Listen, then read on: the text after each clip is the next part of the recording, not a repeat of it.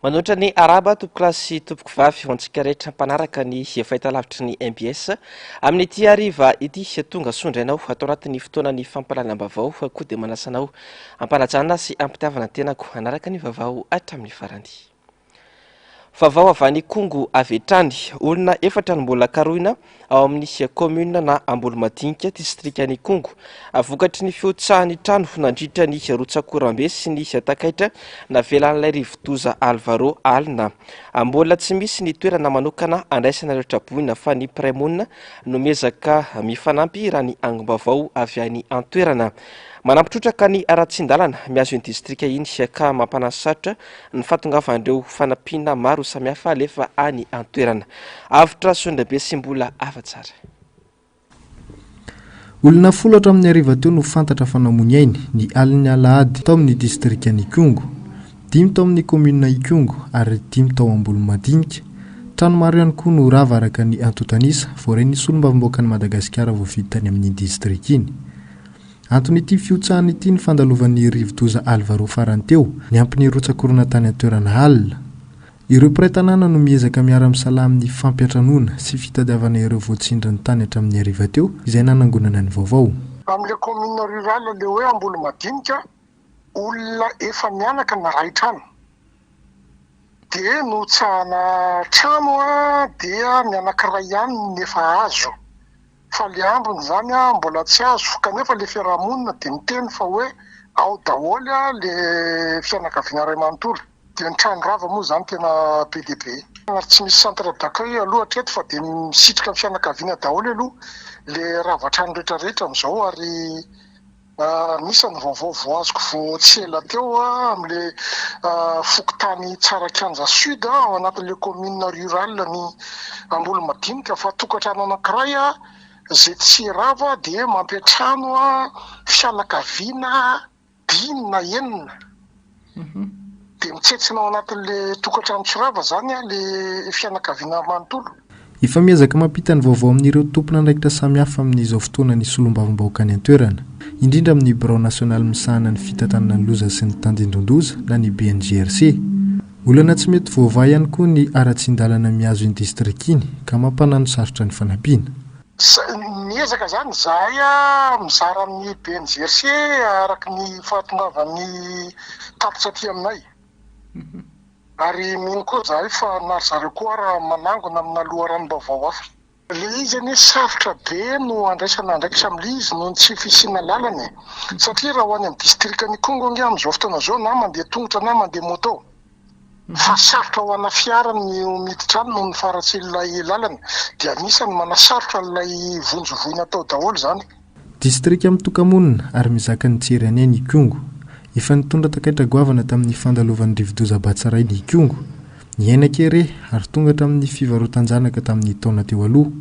Izao indray vao manomboka ny taona 2022 dia faravan'ny rivo-doza sy ny rotsakorana indray ny distrika iny. Efa nanaovany rehetra antso avy ny tokony hijerena ny lalana sy ny momby io distrika io, kanefa mbola antso anefitra zany hatramin'izao.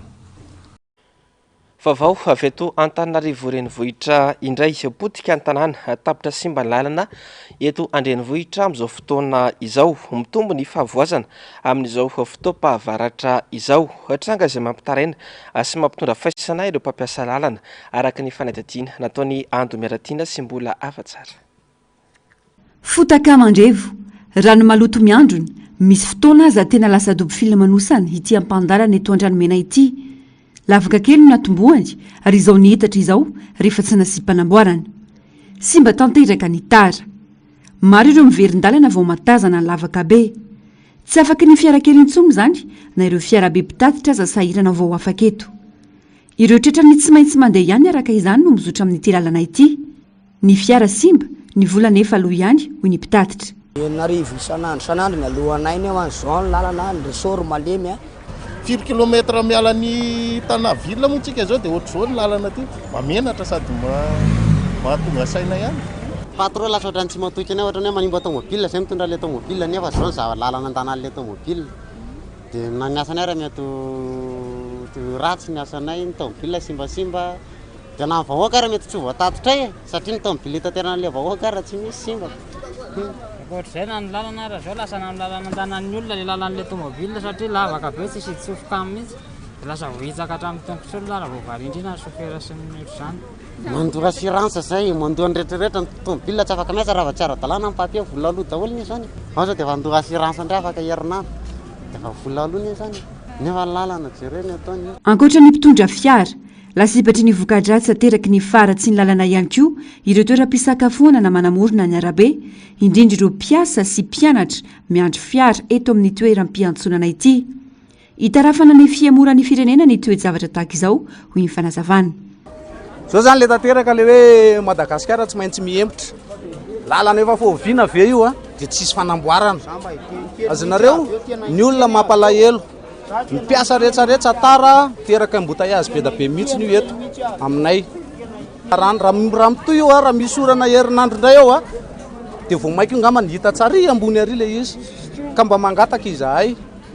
amin'ny tompona ndraikitra mba amboary le lalana fa mijaly ny vahoaka Madagasikara zao am'izao a mbola anaty lavaka izy am'izao fa rehefa kelikely eo izy to de anaty antsana mihitsy satria nahoana zao ve misy aty aminay am'izao tsy rariny zao ahoana moa zany manosika foana ny tobile tonga eo tsy mety mihitsy zany e to de mila jerena kely mihitsy le lalana fotsiny zany a vo lalana fotsiny zany fa ny akoatr'izany ny chômage sy ny rehetrarehetra mbola jerena akoatr'izany ny tanora tsy anasy mila kely hatrany fiampanendaka ny von'olona fianerisetra tsy lazaina tsony akoatr'izany azonareo tsy eto andranomena ihany maro ireo lalana potsika eto andrenivohitra sy ny faritra mandidina raha tsy laza afa-tsy netsy amin'ny 7 hektara sy andotam-penakiny efa nisy ny fanamboarana saingy asa tefimaika ka izao mampijaly ny mponina izao rehefa milatsaka ny orana ho any aty ampitatafika indray saika isan-taona no potsika ity amin'ny mpahandalana vita amin'ny rary vato ity efa nanomboka ny taona 2012 no nian'izao ny mponina ety an-toerana saingy hatramin'ny androany tazany potsy ny fahavoazana ankoatra ny ministera ny asa vaventy anisan'ireo tompon'andraikitra mahazo ampambola avy amin'ny tompontsoloka hikojakojana ny lalana ny fer tamin'ny taona 2012 iny anefa dia nilaza ny teo anivy ny fanjakana foibe fa manana 770 sy 500 miliary ariary ny tahiry natokana hikojakojana ny lalana manodidina ny 100 miliara isan-taona eo ny vola tokony harotsaka ireo tompo-mpanjara solika amin'ny fer saingy hatreto ambola ananan'ireo mpanjara solika trosa ihany koa ny fanjakana sy ny drirama ka nisy fotoana tsy nentina nome io tokony ho anjarany fer io ireo tompontsolika eo amin'izay lafim-bavao izay hatrany mamono ny fako amin'ny fofona maimbo sy ny aretina ateraka izany manelingelina ny fifamoivoizana ihany koa ireo fako ireo ho ny olom-pirenena sendra ny mpanao gazetinay androany hodiny mpitantana tsy hita nefa ireo fahavoazana miatra manaina iainan'ny mponina eto Antananarivo renivohitra ireo tsy misy ny fandraisana andraikitra araka izao fanaditiana sy tato-bavao nataony Ando Miaratindra sy mbola ava tsara izao mandravaka ny akamaroany arabe eto Antananarivo ny fako mihoatra avokoa ny dabapako rehetra miparitaka ny avoan'ny arabe lalany fiara sy ireo misy sisin-dalana falehan'ireo mpandeha tongotra ny fako eto amin'ity toerana iray ity fiantsona ny fiarakaretsaka hatramin'izay saingy lasa fitobian'ny fako amin'izao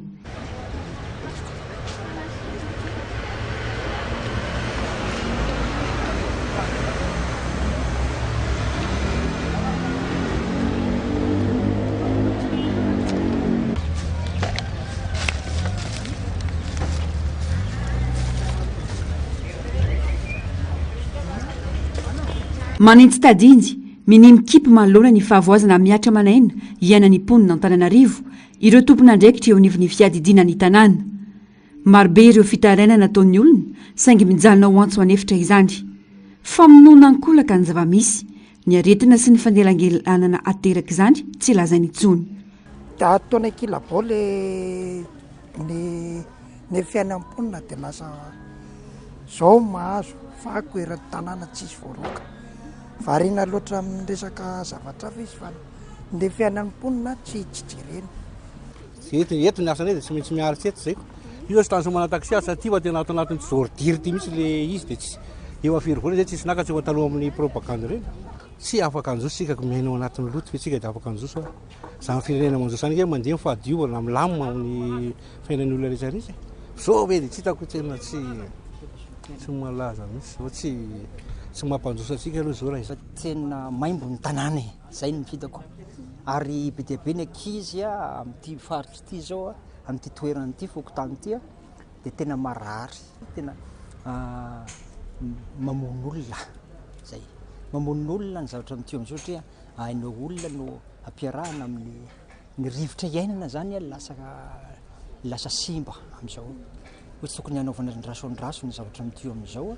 fa vetrany tokony isorana. Manana didy sy andraikitra ihany koa ny olom-pirenena hitandro toy ny anak'Andriamaso ny fahadiovana izay antoka ao amin'ny fampanotrosoana ny maha-olona sy ny tanàna. Tsy fanitrana ny fahadiovana fa kosa zavatra fahaiza miaina io na teny ao an-trano toy amin'izany ny eny an-dalambe eny na sy tokony ariariana eny ny fako mity amin'izany. Eto moa zany zao dia tandrifany hoe afoko ny orana dia vao mainka tena loza matambo ny zavatra iainana zao ka itsika ny ataontsika hoe ny pray-tanindrazana zany ny vahoaka tsirairay manana ny raikitra mihitsika hanaitra voalohany indrindra hanaitra ny tenatsika voalohany mba tsy hanimba tsy hamosavy ny olona mpiarabelona miaraka amintsika hanarinary ny fako eny an-dalambe na izy na aizy zany dia manaraka an'izay ihany koa misy tompony andraikitra ihany koa natokana ho an'izao ho an'ny ataontsika hoe ny manana andraiky manokana dia tokony hiasa izay. Enatra eo amin'ny firenena ny lotony tanàna n'Antananarivo izay renivohitra Madagasikara. Sehosehony betsaka tsy any amin'ny lalam-pamehana no atao anika ny vahoaka no mizaka ny tserany aina. Fa 5 andro izao ny tapaka ny jiro sy rano tany Port Berger tandry ka mampikaikaiky ny mponina any antoerana ampy izay ho ny ben'ny tanàna any antoerana Andriamatoa Adolphe Fierema 560 kVA ny filan'ny vahoaka any antoerana sangy 00 kVA misy amin'izao fotoana izao. Milina efantitra ary tsy misy fikojakojana no ofain'ny orinasa jirama amin'ny orinasa antsoina hoe FPGS raha ny fanazavana. Malagasy ary mandoa etra ny vahoaka ny Port Berger akoho meonay ny zonay hoy ity ben'ny tanàna ity. Lazaina fa maditra ve ny vahoaka raha mitroatra sy maneho ny atezerany amin'izao. Isy ny etsika ataon'ny mponina ao Port Berger manomboka rahampitso itaky ny famerenana ny herinaratra sy ny rano ary tsy janona izany raha tsy mahazo valiny mahafapo. Anisan'ny tezitra tamin'ny orinasa jirama ihany koa moa ny mponina tao Mandritsara ny farany herinandro lasa teo no kasain'ny tompon'andraikitra iray ny sorona ny transformateur izay miantoka ny herinaratra ao an-toerana fa hoe afindra any Nosy Belleville. Tsy nanaiky moa ireto vahoaka fa niandry ity fitaovana ity ny Arny Zoma ifosabotsy. Vavaony toe-karena mbola ho mafy kokoa noho ny vidim-piainana fa tsy janona amin'izao tany izao ny fiakaran'izany ho ny mpahay toe-karena Serge Zafimahova tamin'ity androany ity. Izao mantsy vao ivoaka avokoa ny vokatry ny tsy fahaiza-mitantana tamin'ny taondasa tsy fahaiza-mitantana ny mampijanona vahoaka ankehitriny ohatra ny fanazavany sy ranoresaka tamin'ny Germain Menjanary sy Tahiriny aina. Mahatratratra any amin'ny 12 isan-jato no tany fiakaran'ny vidim-piainana eto Madagasikara ankehitriny raha ny antotanisany voka farany. Azo antoka ny mbola ho fiakarana izany raha mbola ny fomba fiasa teo aloha no itoy. Iarany rehetra mahita nefa fa fitohizam-pitantanana no misy eto Madagasikara. Mazava ho azy fa tsy isy politika sy drafitra ho fanarenana ara-toe-karena iova eto hoy i Serge Zafimahova. Varokaritsika ihany no amidy amin'ny tsenam-barotra eto. Fa ny ambony zany na tazomile olona ho anazy manokana iny le hoe autosubsistance na hoe noho ny tsy fisian'ny famoaham-bokatra le lalana zany io resahako io mety lalana io mety lala masinina io mety hoe ataontsika hoe mandeha amin'ny rano io fa zavatra misy aloha zany tsisy famoaham-bokatra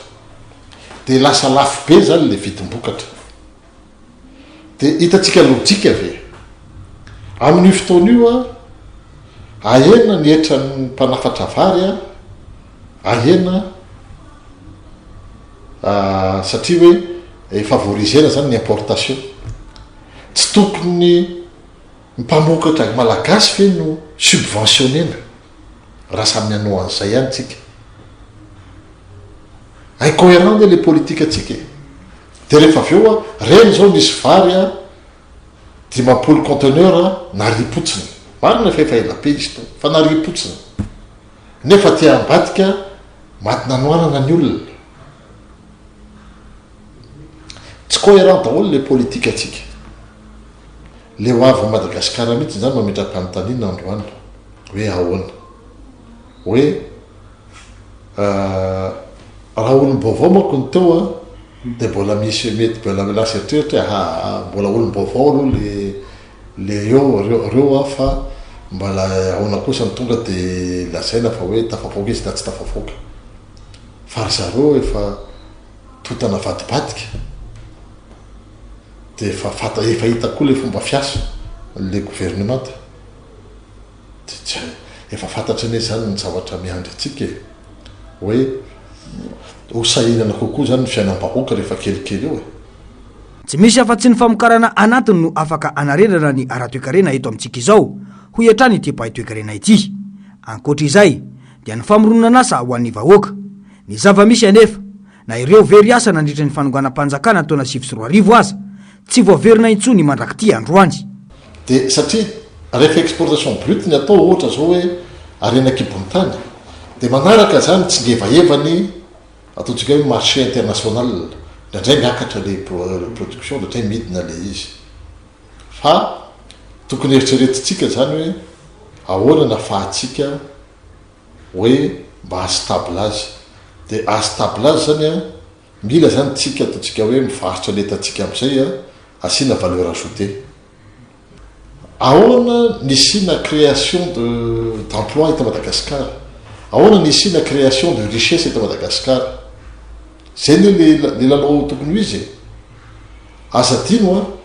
tamin'ireny crise tamin'ny 2024 reny nisehatry ny zavatra fotsiny resahako a nisehatry ny secteur textile zone franche fotsiny resahako 30 000 nisany emploi very secteur textile fotsiny moa resahako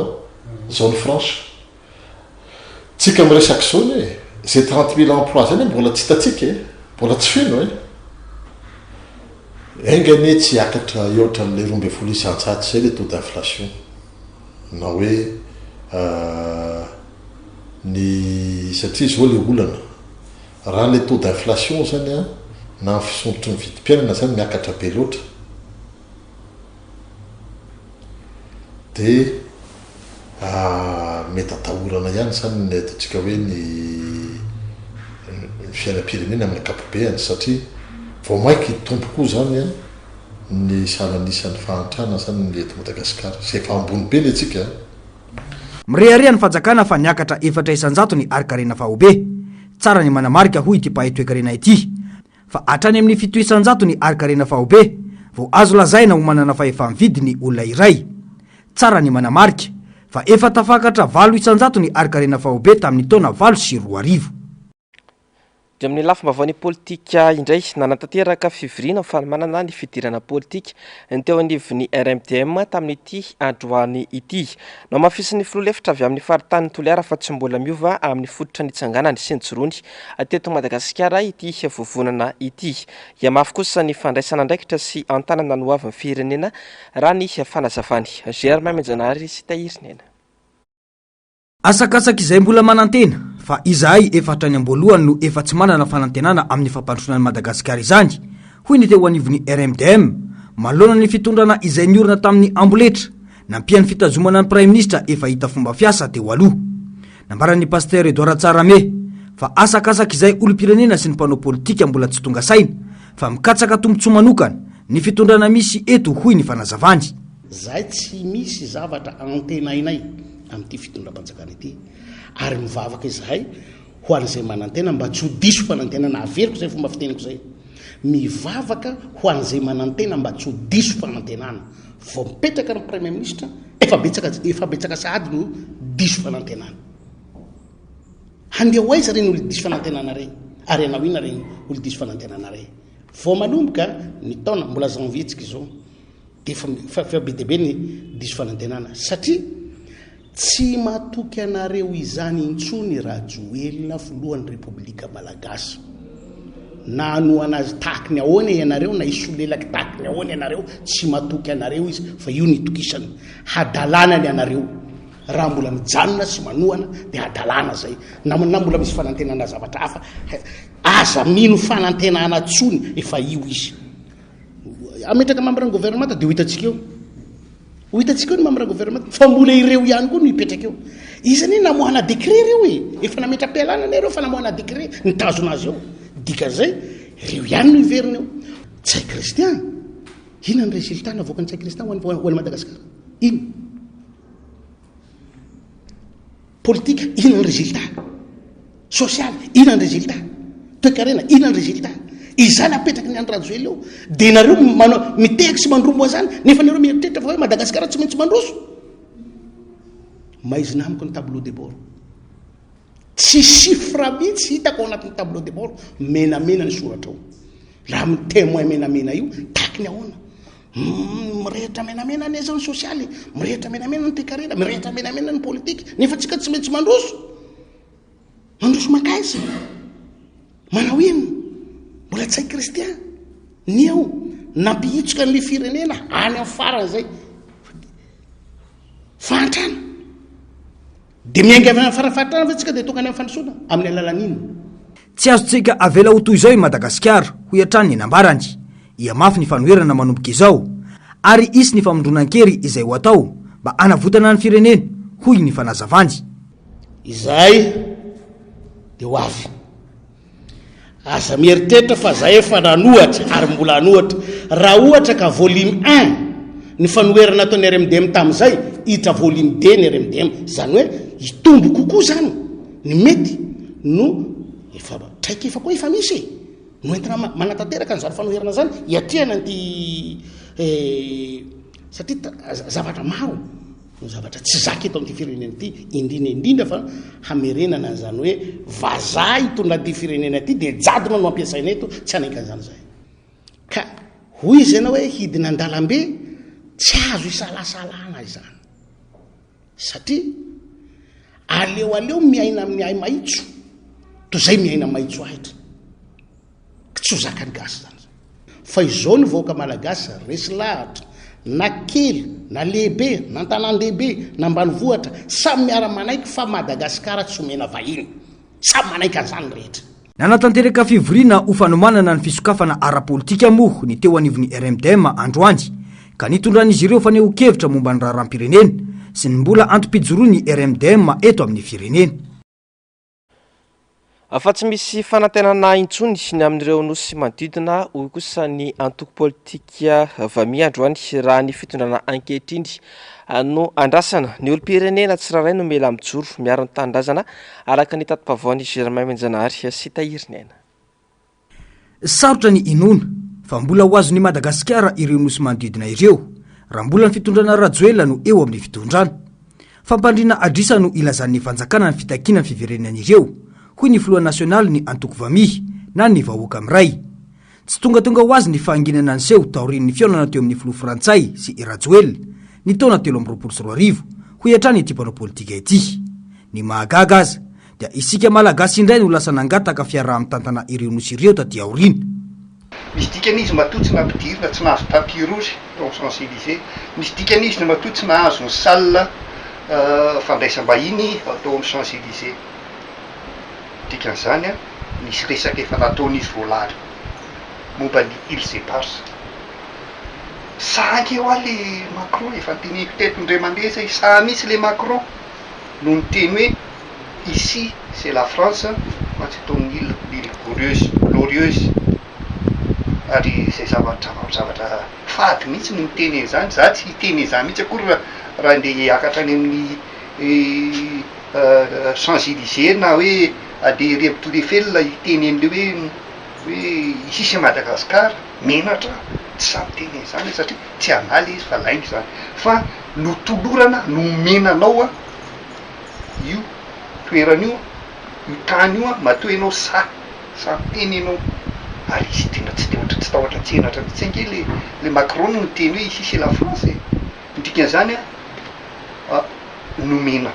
azy dikan'izany tsy misy avenir tsy misy ho avy malagasy misy akory le zay pasy reo amin'izao fotoana zao ny malagasy tsy manana tsy tokony anatena mininona amin'ny ile zay pasy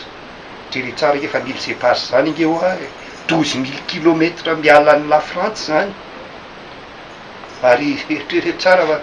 ny 4 kilometre eo akaikin'ny la France tsara tsy sanika ity fa misy antony mihitsy matoa aty amin'ny 12 000 kilometre izy no tonatona tsy toy ny olom-pirenena any ivelany malagasy mihevitra fa tsy misy ifandraisany amin'ny politika izay ato amin'ny mpitondra no miantoka ny ady volanin'izy ireo io no isan'ny fosotra mahatonga ihany koa ny firenena ho potika tahaka izao ho hiatrany ity mpanao politika ity fa ny zavatra inona sy marina aloha amin'izao fotoana izao dia ny malagasy dia diso matiakanina loatra tsy mietreritra n'le firenena intsony fa mietreritra ny tenany nefa ny jereo fa faran'izay mahantra indrindra zao Madagasikara ary farany amin'ny firenena tsy mihinan-kanina zany hoe raha misy zany firenena 5 zato efa 4 zato Madagasikara mampalahelo an'le zany mietreritra zany hoe zany tsisan'ny Madagasikara satria inona ny antony le ponina ao anatiny tsy miraharaha azy fireneny zany fa hanina hoanina ihany manaova hoanareo ianao mpanao gazety manaova ianao interview an'ireo rehetrarehetra raha misy miresaka fireneny zany tsisy resaka fireneny zany fa tsy ny olona manao politika ihany no miresaka fireneny mila vahoaka tonga saina mila vahoaka amin'ny fo mila vahoaka vonina iaro ny tanindrazany Madagasikara ankehitriny ho hiatrany ny nambarany raha ny fihetsiky ny olom-pirenena ankehitriny izay mila fanabeazana ara-politika dia ho sarotra ny anafaka ny firenena ao anatin'izao lavaka mangitsikitsoka izao ho hiatrany ny vabi fa tsy sy fampandrosoana vanina eto Madagasikara hoy ireo olom-pirenena raha naneho ny heviny mahakasika ny fisotro ny raharaham-pirenena ankehitriny ampy amaritana izany ny mpitondra sy ny praiminisitra vao tendrena tsy isy fanantenana ny governemanta ijoreo ho hiatrany ireo olom-pirenena sendra ny ando miaratina sy tahirinena tsy mahagaga raha miaina anaty fantrana lava tsy misy fiovana ny malagasy ho ny olom-pirenena ny mpitantana no fototry ny olana eto izy ireo izay efa nampitondra fiaisana ny vahoaka ary mbola mitady anoho izany fihetsika izany hitantaratra tamin'ny fanendrena ny praiminisitra lehibe ny governemanta teo izany aminah aloha dia tsy hitako izay ho fiovana io fa ny maly ihany ny omaly tsisy fandrosoana antenaina mihitsiny satria nandritran'izay fitondrana teo amin'ny fitondran'izay izy dia tsy hitako izay fandrosoana fa ohatra ny kolokolo be da be ny ina mosy teo ny jolà ny vidim-pandrimpalemana tsy misy ny vidim-piainana sondrotra isan'andro tsisy antenaina mihitsy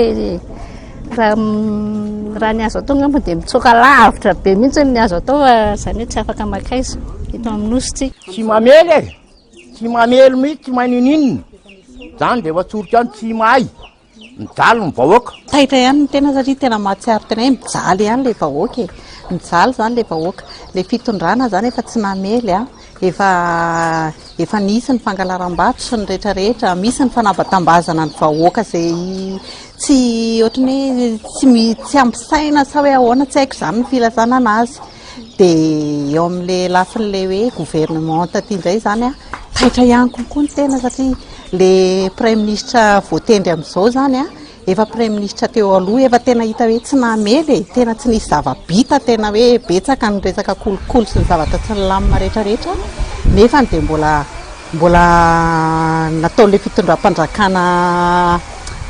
mandray andraikitra amin'le izy foana nefa tena tsy izy tsony tsy haiko efa tena hoe tsy izy tsony le izy tena hita hoe tsy mandeha amin'ny laoniny tsony le fitondrana amin'izao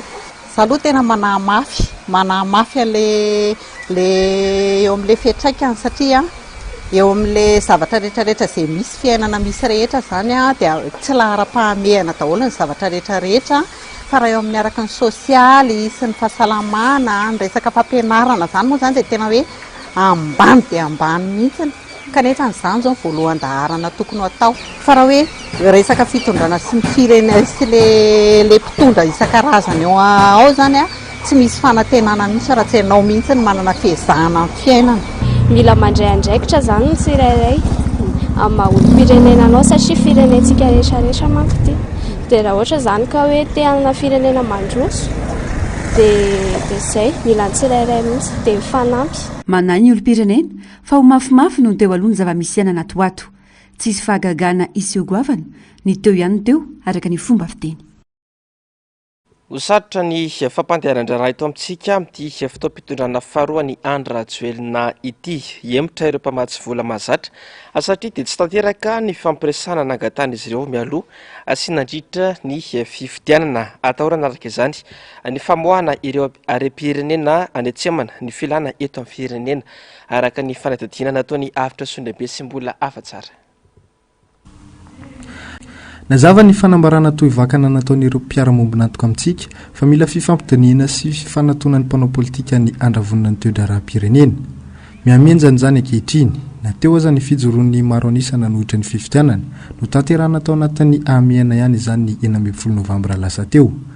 Nijoro ary nanapirofo tamin'ny tsy fandraisana anjara ny olom-pirenena 570 isan-jato fa nisy tokoa ny tsy fahatomombanana tamin'iny fifidianana iny ka mila fifampiresahana.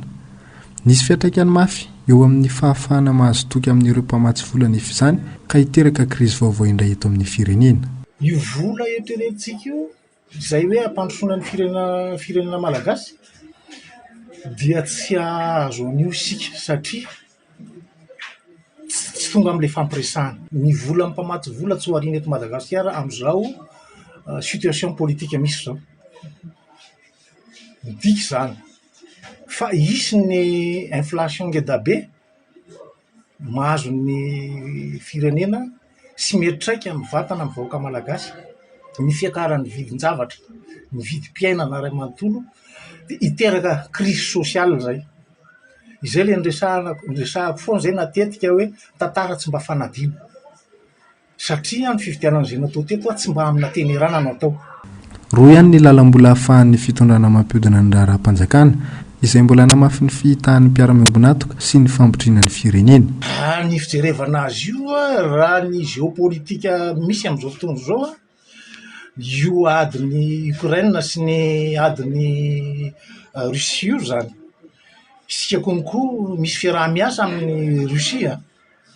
amin'ny BRICS zany. Ary ny Occidentaux nefa tsy manaiky an'izay. Ilay fanaovana fanondranana an'ireo arenareo anie tsy tafavoavoaka fahatany ireo raha tsy ny mpitondra fanjakana sy ny manakaiky azy no miara-misalahana amin'izay fa tsy ny hoe olona kely aty ambany aty no amoaka an'izany ary izay mety vola ho ampiasainy ihany koa zay raha ohatra ka hitantsika hoe misy blocage ataon'ny bailleur de fonds zany amin'ny famatsiam-bola dia tsy maintsy mitady lalana izy anatanterahana an'izay dia hitantsika. Ny araha nahita ny tondro rehetra nanomboka ny taona 9 hatramin'ny taona 4 ity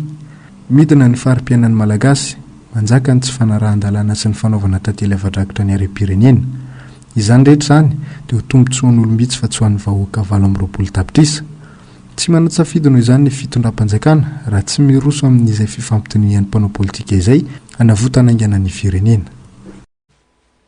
Afanazo vaovao avy amin'ny olona tsara sitrapo ny komandin'ny tompatry ny gendarmerie avy ao Toamasina androany fa misy vary simba 3 conteneur indray avy amin'ny Seranan-Tsambo tonga ao amin'ny trano fiterezan'entana ao amina mangazay iray ao Antanandava. Nandritra ny fidinana ifotony voamarina tokoa ny fisian'ireo vary simba ireo.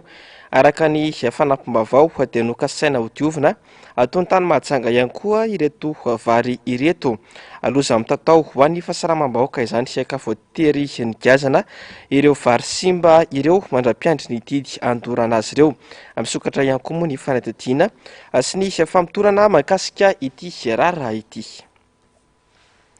Fanantanteraka fitokonana nanomboka androany ny piasan'ny sampana mpamonjy voana ao amin'ny commune Renivohitra Toamasina fitakina ny fanampikarama na ny antsoina hoe prime 10 volana sy ny fametrahana ny antsoina hoe prime de risque sy prime de salisure no anton'izao fitokonana izao. 27 ora no omen'izy ireo ny tompon'andraikitra amana ny olana tsy anatanteraka ny asany ireo mpamonjy voana ao Renivohitra Toamasina ka tsisy fiara hetsika raha tsy voaloha ireo trosa rehetra ireo.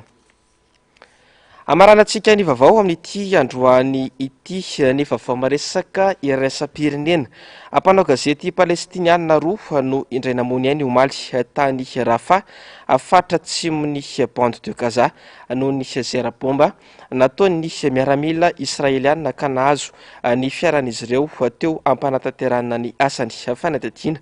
sy angom-baovao nataony Ravrazafy sy Madio Prince.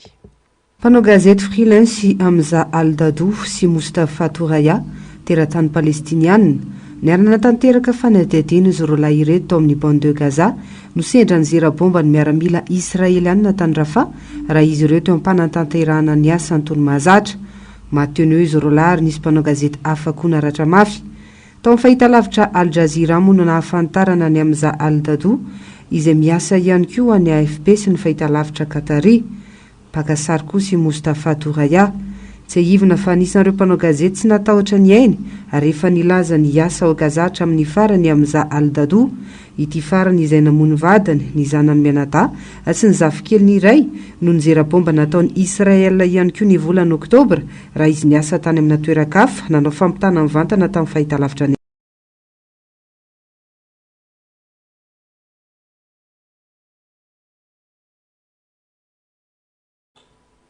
tapitra treoatra tompoko lasy sy tompoko vavy ny fotoana ny fampalalam-bavao isoraka ianao nanaraka izany hatramin'ny farany sy atakana mazatra ny fandarana aona marina raha ny fandarana Global News ireo ny fandarana arainao aoriana izao fotoana ny fampalalam-bavao izao aoriana izay kosa ny ronan-tsary indray amin'isika eo mitondra lohateny